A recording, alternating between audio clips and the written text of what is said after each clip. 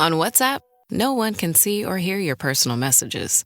Whether it's a voice call, message, or sending a password. To WhatsApp, it's all just this. So whether you're sharing the streaming password in the family chat or trading those late-night voice messages that could basically become a podcast, your personal messages stay between you, your friends, and your family. No one else. Not even us. WhatsApp. Message privately with everyone.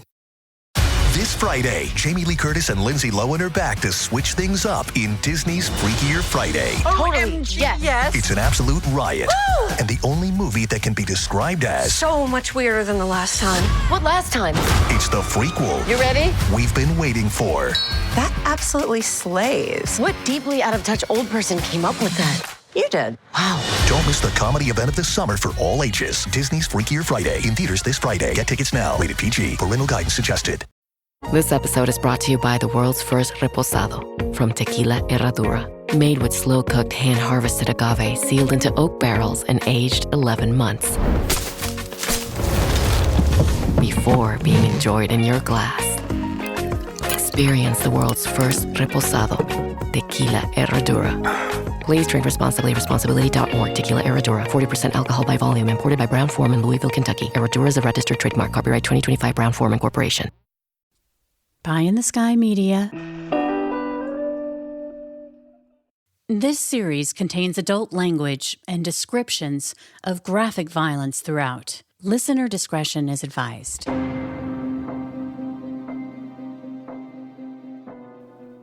Welcome back to the Murder Chronicles. I'm your host, Carolyn Osorio.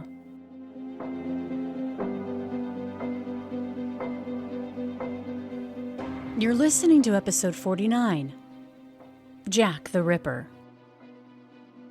So we're talking about Jack the Ripper, though, right? Yes. Yeah, okay, cool. So, let me just get my notes up, too, because all this stuff I haven't thought about since I've written the book. You know yeah, what? I think for you it'll kind of be like riding a bike. I will see. Okay. All right. So start off by saying your name and title. Jeez. I guess I'm going by that handle, Dr. Vronsky, these days. Mm-hmm. Since I got papered up not that long ago, about 10 years ago, so I might as well milk it for all it's worth. Oh, absolutely. So Dr. Vronsky, I'm a forensic geohistorian. In that cut, Dr. Peter Vronsky is referring to his book, The Sons of Cain, a history of serial killers from the Stone Age to the present, where he breaks down our seemingly endless fascination with serial killers. Talk about Jack the Ripper, the serial killer, the mother of all serial killers, or at least in people's minds. Now, there are a lot of theories about Jack the Ripper, who he was, who his victims were, but the fact is, the case has never been solved. The fact that a lot of the police records on the murder investigations are gone, including the transcripts from the coroner's inquest, a sort of medical trial with witnesses to explain what happened after each of the 5 murders, known as the Canonical 5, believed to be perpetrated by Jack the Ripper. But what is available are the newspaper articles, opinion pieces, and illustrations from the time, which are far from fact, and should not only be taken with a grain of salt, but with a pound of flesh, because when it comes to describing who Jack the Ripper's victims were, it's clear that many of these articles had an agenda beyond selling lots of newspapers. They wanted to keep the story going, which meant new twists and turns had to be revealed, whether they were fact or fiction. But beyond financial motivations, whether intentionally or subconsciously, the way the victims were treated continued to push a totally male-centered worldview, an agenda about what a woman's role was in the family and society back in the Victorian era, where the definition of the ultimate in womanhood was to be a mother, to maintain a home for her husband, be a caretaker to all, and to do so without complaint, immaculately dressed, and groomed to perfection. Falling short of that, even if it was through no fault of her own, a woman who had lost her husband and her children through quote-unquote moral weakness, say alcohol consumption, was considered a, quote, broken woman. A so-called female drunkard was considered an abomination. There was also what was referred to as a fallen woman, someone who had engaged in an extramarital affair. And if a woman was on their own and had no support and was forced into prostitution, in the eyes of Victorian society, either the broken woman or the fallen woman, there was no distinction. In either case, it was their fault. No matter what the circumstances were, the woman was to blame. So keep that in mind as we chronicle the Whitechapel murders. In 1887, a year before the murder spree began, the city of London was teeming with people, industry, and contradictions. There was a vast divide between the rich and the poor, conditions which Charles Dickens would plumb for his novels about character and society. On the one hand, 1887 was a year of celebrations, the year of Queen Victoria's Grand Jubilee, honoring 50 years on the throne. National celebrations would take place, including a grand banquet where 50 European kings and princes had been invited. No expense had been spared.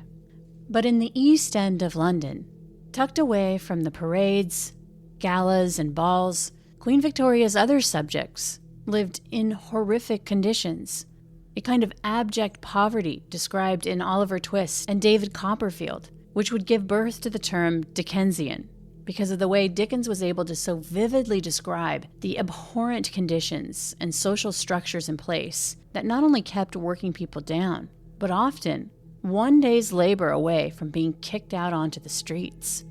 The only safety net was the workhouse, which many believe was worse than living rough on the street.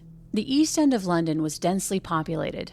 There wasn't enough space or housing to accommodate its residents, who lived in squalor, overcrowded conditions. It wasn't uncommon for a large family to live in one room without plumbing or running water, and nearby factories belched out soot and smoke, alongside tanneries, slaughterhouses, and breweries. It was well known that most of the drinking water in London was contaminated, and it was really common for residents to drink beer as their primary source of water. Life there wasn't pretty or picturesque. It was squalor and disease. Often residents had no choice but to slop the contents of their chamber pots into the street.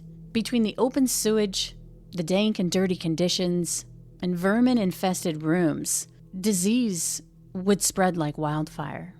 Because it was so crowded inside, a lot of action took place on the streets, in the markets. There was a lot of socializing, and there's a lot of crime, and the docks were busy. London was the trading capital of the Victorian era, but times were especially tough during the late 1880s. There was a recession going on. For many on the East End, just having the ability to secure a place to lay their head every night at a common lodging house, where you could temporarily rent a single flea-infested bed, was a real struggle. The growth of serial killers is also associated with the growth of a victim pool. And so marginalized victims have always been the preferred targets of serial killers. And Whitechapel fits that bill perfectly in a way, as does industrialization in a way at that time. It is it's about disposable labor. We got work for you today. You got your rent covered. If we don't, we can fire you and at will. Kind of the way it is today. In the way that the industrial age was for smaller population base at that time, are breeding grounds for these kinds of serial predators. In this den of iniquity, a pressure cooker of suffering, add to that the rise of anti-Semitism with the influx of Jewish refugees escaping pogroms in Eastern Europe, and the backlash against Irish immigrants themselves desperate for opportunity. And the people living in these conditions were desperate for change.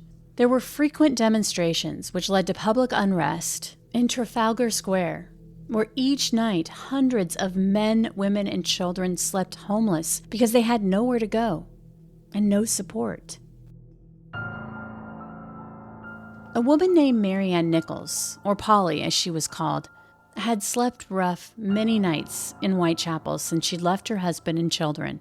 But it hadn't always been that way for Polly, who'd been born into a working-class family. She'd married a printer and had 5 children. It's unclear if she left her family because her husband was having an affair with a neighbor, or because, as her husband told the tale, Polly was an alcoholic, a broken woman. But one thing there is absolutely no proof of was that she was a sex worker.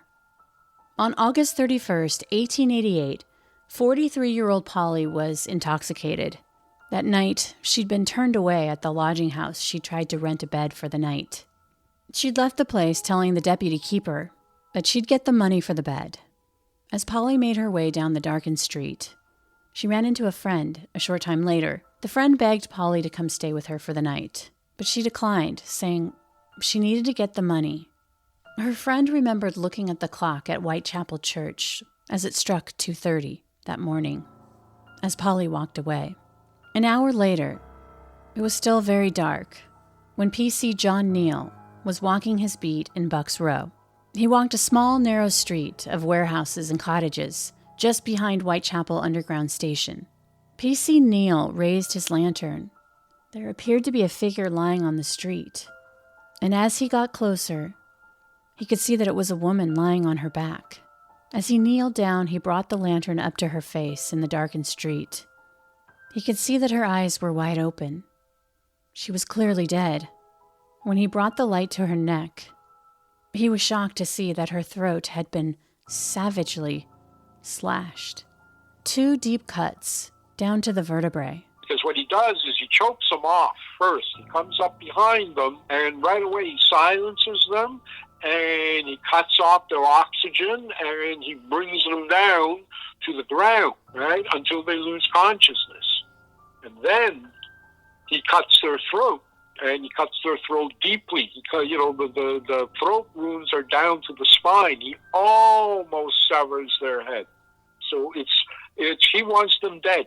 He also wants them dead first by quickly and silently, so that he stops their heart, so that when he finally kills them by cutting off essentially right through to the spine, there is less chances of blood splashing on him now, because the victim's heart is no longer pumping. He's sure of that.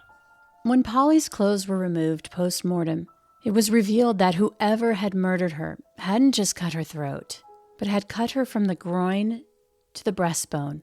The lower part of her abdomen had been ripped open. Her organs protruded from the wound. Yeah, he was essentially a necrophile. I mean, he wanted the victims dead as quickly as possible. And so he's somebody who's going to be comfortable moving around in that neighborhood and will know the ebb and flow of when places close, when people hit the streets. He's a local guy because he just vanishes into thin air every time. When you say a necrophile, what is that? A necrophile is someone who has sex with the dead. Oh, okay. I think I've just heard the term necrophiliac. Okay. So did he have sex with the dead? Yes. He would kill very quickly his victim, and then he would do his sexual act, which was cutting them open and extracting their viscera. That was what he was doing. That was the sexual act. He was penetrating them with his knife.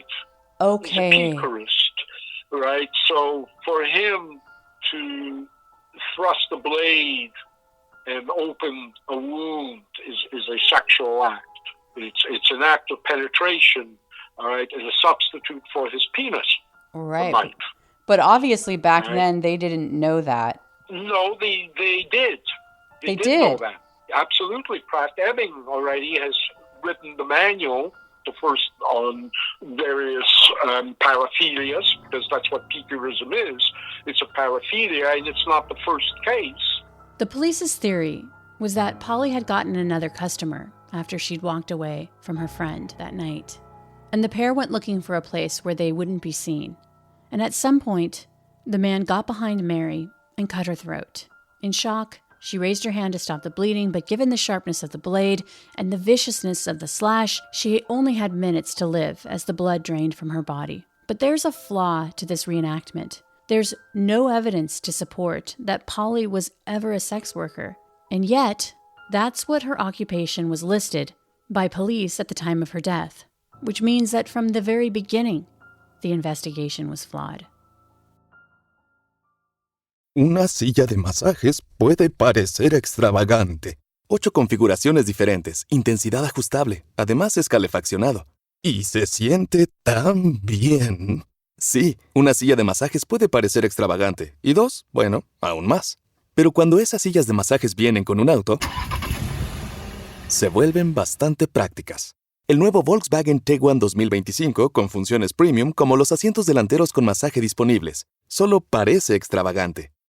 It's back to school season and Clorox is donating 2 million disinfecting wipes to classrooms across America. Because back to school means things can get a little bit messy. Just ask second grade teacher Mr. Torres. Put me and just one Clorox wipe on a team, we can take on crayon smudges, sticky fingerprints on every surface, sneezes on the door handle, juice box explosion by the sink, snack crumbs, and don't even get me started on the bathroom passes. Clorox disinfecting wipes. Teacher's #1 wipe. Think about it. Bathroom passes. Clean feels good. Based on unit sales data.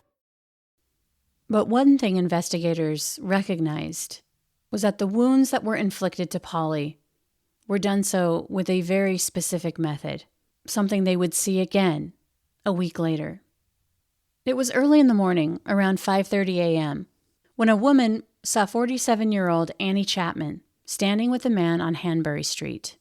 She would describe the man as dark-haired, wearing a brown deerstalker hat. If you're not familiar with late 1880s fashion, imagine Sherlock Holmes's famous hat. The man was described as shabby genteel. He wore a dark overcoat.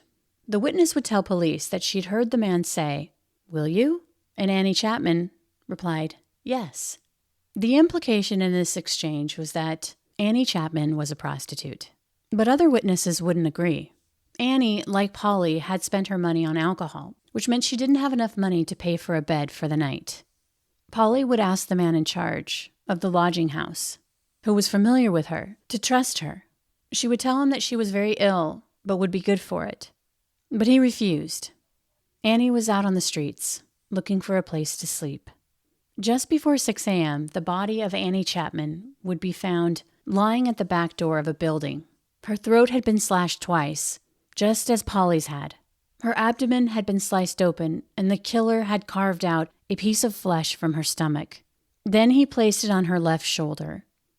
He then flung flesh, skin, and her small intestines above her right shoulder. He removed other body parts as well. Investigators started to believe that one man was responsible for the two murders based on the MO, that he was a lone killer with a hatred of prostitutes. But again, as with Polly, Annie struggled with alcoholism, but there was no evidence to support that she was a sex worker. But that didn't stop the Star newspaper from writing, quote, "We are able to see the kind of existence that women of Chapman's unfortunate class are compelled to live. Probably she did not rise until the shades of night enabled her to ply her hideous trade." The fact is that Annie Chapman, like Polly Nichols, had lived a very difficult life and were each just trying to make enough money to survive the streets. After the murders of Polly and Annie, the Whitechapel neighborhood and the police were on notice. Everyone was paying attention, and the community felt unsafe. The story was everywhere, major newspapers around London and across the world, especially after a letter was sent to the Central News Agency. It was written in blood-red ink and signed, "Yours truly, Jack the Ripper." The letter was received on September 27th, 1888. It says, "Dear boss, I keep on hearing the police have caught me, but they won't fix me just yet. I have laughed when they look so clever and talk about being on the right track. That joke about leather apron gave me real fits. I'm down on whores and I shan't quit ripping them until I do get buckled. Grand work the last job was. I gave the lady no time to squeal. How can they catch me now? I love my work and I want to start again. You will soon hear of me with my funny little games. I saved some of the proper red stuff in a ginger beer bottle over the last job to write with, but it went thick like glue and I can't use it. Red ink is fit enough, I hope. Ha ha. The next job I do, I shall clip the lady's ears off and send to the police officers just for jolly, wouldn't you? Keep this letter back till I do bit more work, then give it out straight. My knife's so nice and sharp, I want to get to work right away if I get a chance. Good luck. Yours truly, Jack the Ripper. Don't mind me giving the trade name. P.S. Wasn't good enough to post this before I got all the red ink off my hands, cursed. No luck yet. They say I'm a doctor now. Ha ha ha. But the murders of 2 women on the night of September 30th by Jack the Ripper would ratchet the panic into overdrive. The night would later be referred to as the double event. On September 30th, Elizabeth Stride was walking the streets. She had married an older man, but they split up, and when he died, she'd fallen on hard times. And like Polly and Annie, she had become addicted to alcohol. That night, she was out trying to make enough money for a place to sleep. At around 12:45 a.m., a man had been walking on Commercial Road, and he turned onto Burner Street, and that's when he saw a couple fighting. He believed it was a domestic dispute, an argument, but at some point, the man pushed the woman, and the passerby just kept walking. He didn't want to get involved. But just a few minutes later, another man was on his way home, and he thought he saw something. It was 1 a.m., and he walked into Dutfield's yard in Whitechapel, and that's when he found the body of Elizabeth Stride. It's believed that the man who'd been observed fighting with Elizabeth, the one who pushed her down, was Jack the Ripper, and that he'd only stayed long enough to cut Elizabeth's throat before fleeing the scene because he was worried he'd be caught. But Jack the Ripper wasn't done for the night. 46-year-old Catherine Eddowes was murdered just hours after Elizabeth Stride was killed. There was no evidence that Catherine was a sex worker, but like the other women, she was addicted to alcohol, and she too didn't have money to rent a bed that night. She looked for a place to sleep, tucked away in a darkened corner of Mitre Square. And with Catherine's murder, it appeared that Jack the Ripper was amping up. His signature was evolving. Like the others, Catherine's throat had been slashed. She too was disemboweled, but the killer went for Catherine's face, horribly mutilating it. He cut off her nose, slashed her eyelids and lips, carved upside-down V's into her cheeks. The killer also removed her uterus and left kidney, and it's believed that he took these as trophies. By this time, the medical examiner who would perform the post-mortem on Catherine would be the first person to suggest that Jack the Ripper had some kind of surgical experience because of the way he removed the uterus without damaging the bladder. But Dr. Vronsky doesn't think so. Remember, this is a world in which there is no refrigeration, so almost everybody is butchering their own meat. You don't have to be a butcher to do what Jack the Ripper did. Or a doctor. Or a doctor, absolutely. Or know anatomy. I mean, there's a big, there's all this big deal that he ripped out the uterus and the kidneys, and therefore he had to have medical skill and anatomy to be able to, recognize the kidneys and the uterus, right? Who the fuck knows? Right? What likely was that he just opened them up, and whatever he got his fingers around and slipped into his hands, he pulled out. The only clue they ever had related to Jack the Ripper was which direction he went after he'd killed Catherine. Investigators noticed that a square of her apron had been cut and taken with. Roughly an hour or so later, they would find the missing piece of apron soaked in blood. They believed it belonged to Catherine because when they took it back to the mortuary, it perfectly fit where the cut-off piece had been taken. This is an important clue because it lends credence to the fact that many believe that the killer was local. Offenders, they can be marauders in a sense that they commit their crimes in areas that they frequent in the course of their day-to-day life, or they can be commuters traveling from their home base to a specific area that they don't necessarily live in. And so everything here, right, about his ability to just, because the streets there are not exactly deserted, and there are witnesses. And in fact, the Whitechapel killer is going to be interrupted in his fourth murder. Again, those crime scenes and also what he's learning to do suggests very much that this is definitely somebody who lives in that neighborhood, a local. Without hard evidence, there was a lot of speculation, especially when information from the crime scene was leaked to the press. Like this detail, that on the wall near the body of Catherine Eddowes, a police record would reveal that there was some graffiti that many believed linked the murders to the Freemasons. We'll get to the Freemasons in a bit, but basically the graffiti said, quote, "The Jews are the men that will not be blamed for nothing." But the word Jews was spelled Juwes. The spelling of Jews, and people familiar with Masonic ritual, believe that it was a reference to the historic Jubela, Jubilum, and Jubilo. Essentially, Jubela, Jubilum, and Jubilo were three assassins in Masonic law.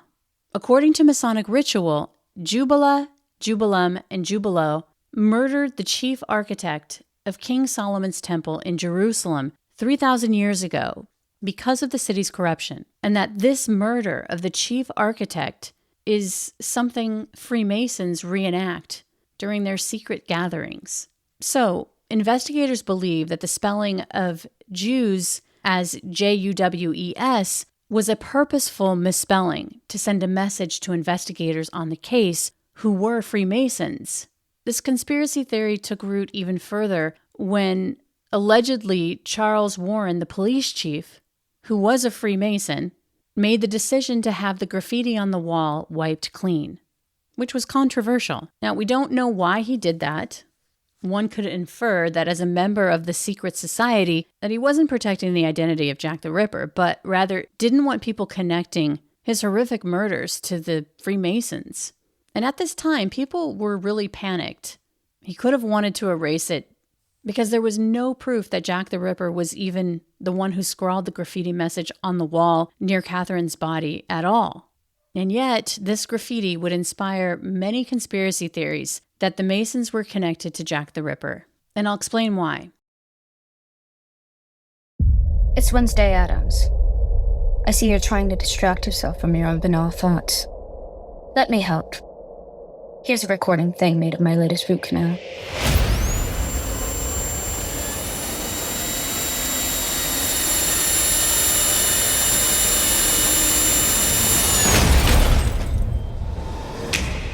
Wednesday, Season 2, begins August 6th, only on Netflix. Hey, it's Sydney Sweeney. I'm not here to tell you to buy American Eagle jeans. And I definitely won't say that they're the most comfortable jeans I've ever worn. Or that they make your butt look amazing. Why would I need to do that? But if you said that you want to buy the jeans, I'm not going to stop you. But just so we're clear, this is not me telling you to buy American Eagle jeans. Sydney Sweeney, Hasbro jeans. You see what I did there, right? Freemasonry had its origins in England, a secret society of well-educated and high-born men. The society is based on the principles and values of the liberal arts and sciences. Group members were all over Victorian society, in the royal family, government, aristocracy, the Church of England, local council members, and even the police. It's believed that if Jack the Ripper had been a Freemason from an influential lodge, many believe he would have been protected. There's nothing to support that Jack the Ripper was a Freemason, or that police were somehow protecting him because he was a Freemason. But this did spin off into another conspiracy theory, that the Freemasons had ordered the murder of the women because one of them was blackmailing the royal family, particularly Prince Albert Edward Victor, Queen Victoria's grandson and the heir to the throne. Apparently, this conspiracy theory gained traction because Prince Albert Edward Victor was known to go to brothels, and it was alleged that he'd had a child with a woman named Annie Elizabeth Crook, and that she told a group of women, believed to be prostitutes, and that these women started blackmailing the royal family. The Freemasons were brought in to silence the women who were allegedly blackmailing the royal family, and that the police were complicit in erasing the graffiti to remove any suspicion from the Freemasons. But there is zero evidence to support this. After the 4 murders, Whitechapel residents were terrified by the gruesome murder spree, but they were also titillated by the atrocities. People would crowd to the sites where the bodies had been found. They did so to mourn the dead and to try to wrap their head around what had happened. But others were also drawn to these dark places out of a morbid curiosity in the macabre. Graphic drawings in the newspapers would serialize the crimes. Remember, this was a time before photographs were in every newspaper, when editors sent artists to the crime scene to draw out the murders in graphic detail. Journalists were buzzing around Whitechapel looking for the next salacious headline. And a favorite angle on the Ripper story were the flaming indictments on the seemingly incompetent police who always seemed to be just one step behind the so-called Jack the Ripper, who in a short time was gaining a mythical type quality. Drawn with a top hat, a medical bag, and a dark cloak, a shadowy figure, as if not from this world, but from hell itself, cunning, and most assuredly diabolical. And he's more likely like a Gary Ridgway than a Ted Bundy. It's not a charismatic guy, but one who's able to turn on the charm at the moment of the hunt. Gary Ridgway, the notorious Green River Killer. Everybody for, how long have they been looking for that guy? 20 years? Yes. Something like that, right? Remember what we all thought he might be and speculated, and this guy is like so boring when you actually get him. It's amazing. Like he had nothing. Just this blank haircut. That's all there was. And he used that. He would say that he used that to his advantage. Yeah. And he literally said they had no idea who I was based on what I look like when he was referring to his victims. But also the police that were chasing him presented as this mild-mannered guy. Yeah. So you think that suspect presented like that? And certainly you have a guy who has this amazing ability to move around the neighborhood, almost like he turns into a bat and flies away. So it's got to be somebody very local, somebody very familiar with that territory. With each new headline, the press speculated about who the murderer could be. And residents in Whitechapel had their own ideas. Some were convinced it was a wealthy Englishman of the elite class, a sailor, a butcher, surgeon, a foreigner, someone who didn't belong. The iterations were endless and had little basis in fact. But this suspicion and bias was having an effect in the community. Anyone carrying a medical bag in the East End would be reported to the police, or worse. Men would be attacked who bore any kind of resemblance to a killer no one had ever seen before. A lot of innocent men were beaten to a pulp because they were deemed the killer by crowds taking matters into their own hands. But all the while, the real killer was biding his time.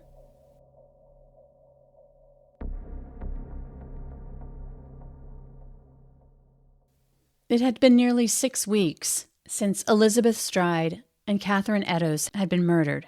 But on the night of November 9th, 25-year-old sex worker Mary Kelly was behind on her rent. Unlike Jack the Ripper's other victims, Mary had a room to go to every night. This is where she brought her clients. Mary would be seen by one of her friends on the street that night. He would observe a well-dressed man walk up behind her, tap her on the shoulder, and whisper something in her ear. They both laughed and then walked off, their arms linked. The friend watched as they walked down an alleyway, and this was the last time that Mary Kelly would be seen alive.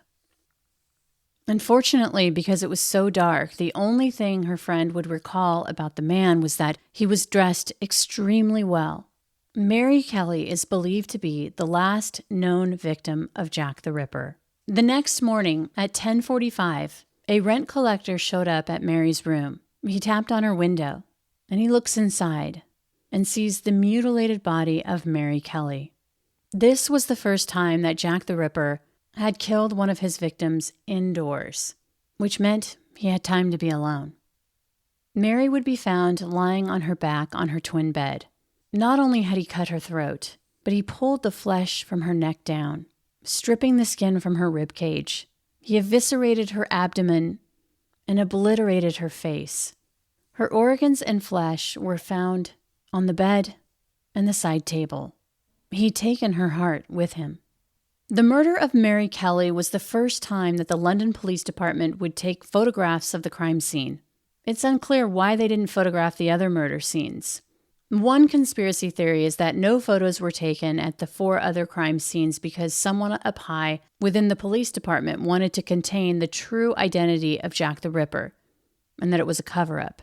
But by the 5th and final murder, even though this was a time before the term serial killer even existed, that would be coined nearly 100 years later, investigators working the case understood that there was a pattern to the murders, that Jack the Ripper had a signature.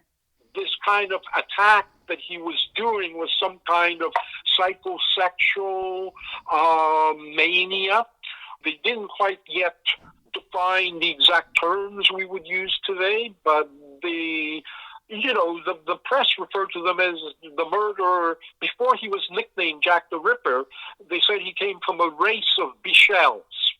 And Bichel, of course, was this similar murderer who ripped up women in another era, and not the first. And yet, even though they had an idea of what his motivations were, that wouldn't bring them any closer to finding the killer. They had documented his deeds with the photos of Mary Kelly, but there was a total lack of any physical evidence, except that little piece from Catherine Eddowes' apron. But without forensic technology, they didn't even have a shoe print from the crime scene. They had nothing to tie the apron or anything else to anyone. It's believed that Jack the Ripper was never caught because he knew the area very well and that his appearance and demeanor didn't arouse any suspicions. And then the murder stopped. Over the course of the investigation, Whitechapel's H Division of the Metropolitan Police would lead the case. But they were in overwhelm mode. More than 2,000 people would be interviewed as witnesses, and more than 300 men would be investigated, with the help of Scotland Yard and the City of London Police as potential suspects. The police would whittle down a list of several men they believed were strong suspects. They have only 4, quote, official suspects. And all the names are familiar to any ripperologist. One, a guy who's known as Kosminski. He is a poor Polish Jewish local resident at Whitechapel. And today we've actually identified him as either 23 or 24-year-old Aaron Kosminski, who was a hairdresser who resided in Whitechapel and he had a history of mental illness.